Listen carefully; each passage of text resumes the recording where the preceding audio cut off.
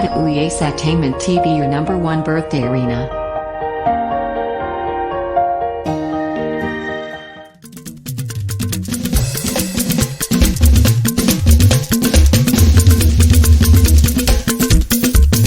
Mr. Ọlábànjí òkú ọdún o. Mr. Àjàyí òkú ọdún. Ọmọlábí ń pe òkú ọdún o. Mr. Àjàyí òkú ọdún. Àṣèyí ṣàmọ́dún lágbára Ọlọ́run. Mr. Àjàyí òkú ọdún. Àpáta dé lónìí ọjọ́ ìbí olódodo lólódodo wá gbódò òdodo wá bá mi lódò òdodo pẹ̀lẹ́pọ̀lọpọ̀ dòdò òdodo nínú odò òdodo kí n lè bá máa kéwì òdodo fún gbogbo olódodo tó létí òdodo tó gbóhùn òdodo lẹ́nu olódodo nípa olódodo olórí ẹ̀dá ènìyàn. Bá mi Àjàyí Ògìdìolú òní lọ́dún rẹ̀ òní tìyẹ ọ́nà. Àjàyí Ògìdìolú oníkànga àjípọn òbomi òṣùrù wẹ́dà. Ẹni Àjàyí bá gbàgbàgbà tí ò lè gbà tán ìgúnnugún ní gbòlúwa rẹ̀.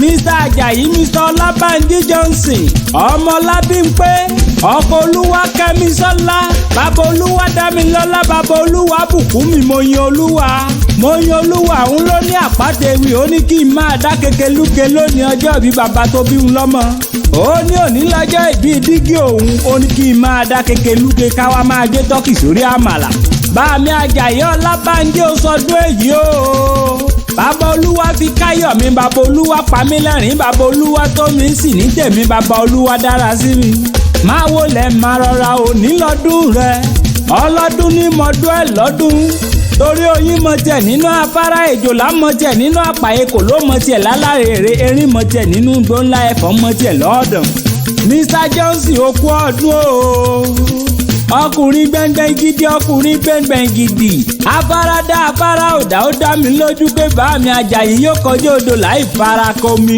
ùṣàmálágbólé yín nílé ọlọ́wọ̀ máa dẹ̀ àìjẹrẹ ẹdun ilẹ̀ ọmọ lọ́jà mẹ́ta yọ̀ ọ́nà lọ́jọ́ wọn náà ríṣẹ̀ wọn náà rí gidi wọn náà wà táṣẹ kẹta ọmọ lọ́dún gbogbo tíyà láyà àbí bàbá làbàbẹ́ ni kò gbọ́dọ̀ débìlà bí kan wé gèlè ńlẹ́ńlẹ́ ọmọ ọwọ́ mọ́dẹ̀ àwọn àgbààgbà ọ̀wọ̀ wọ́n wá sọ ọ̀wọ̀ wọ́n gbé ọwọ̀ lọ́wọ́ wọ́n tò lọ́wọ́ wọ́ lọ sáàfin ọlọ́wọ̀ láti gbá ìlú ọ̀wọ̀ mọ́ tónítóní ọmọ ìmàdẹ̀ ọmọ ìwòrò ọmọ ọlọ́wọ̀ mọ́dẹ̀ àìjẹrẹ ẹdun ẹdun rọmọ ọlọ́wọ̀ ẹdun bọ̀nà fọmọ ọlọ́wọ̀ ẹdun rọmọ ọlọ́wọ̀ ẹdun borí igi lọ oore tẹ́dún sọmọ ọlọ́wọ̀ ní òjẹ́kọ́mọ ọlọ́wọ̀ ó jẹrẹ ẹdun dòní olónìí mo rántí dáadáa ọlọ́jọ́ ìbí ó sọdún èyí náà wàá ṣèmí ìsì ó ní rí kú ọmọ ó ní rí kú aya lágbára ọlọ́run ọba mi wọ fúnra lára rẹ gan ó ní fàìsàn lòdà èèyàn tó bá ní kó o mọ̀ jẹun ọmọ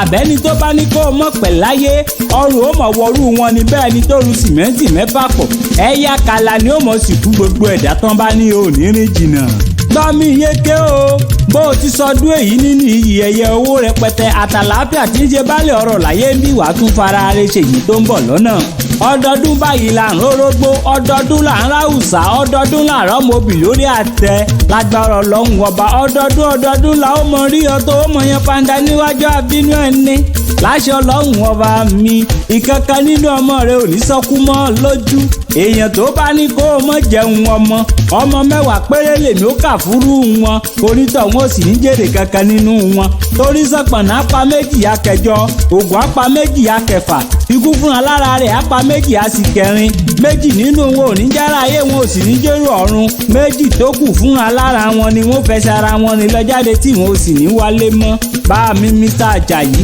òkú ọdún òkú yèdùn ó sọdún èyí wàá ṣèmí ìsílágbára Ọlọ́run ọba mi níwòye ọdún tó ń bọ̀ a tún máa bá ọ péjọ tá a máa bá ọ dúpẹ́ lọ́wọ́ Ọlọ́run ọba ọ̀dádá tó dá ọ sí tí ó sì dá ọ dá èyí tọ́pẹ́ ó jọpẹ́ lọ lọ́wọ́ bàbá òkè àpáta ewì mo ti jíṣẹ́ tá a rán mi bóyin bá ṣe tó yín á padà sínú kókó ogi bá bẹ̀rẹ̀ bòjò bá ṣe tán á padà sínú sàárẹ̀ tó kọ́lé sí àpáta ewì mo ṣe tán mò ń rebi àforí mi sọlẹ̀ sí níbi ojúmọ́ ti mọ́ dé gbogbo ilẹ̀ kílẹ̀.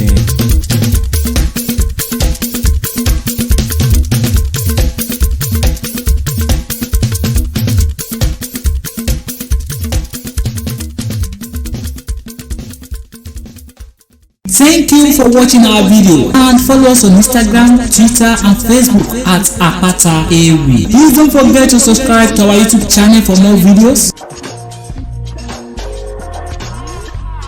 We love you.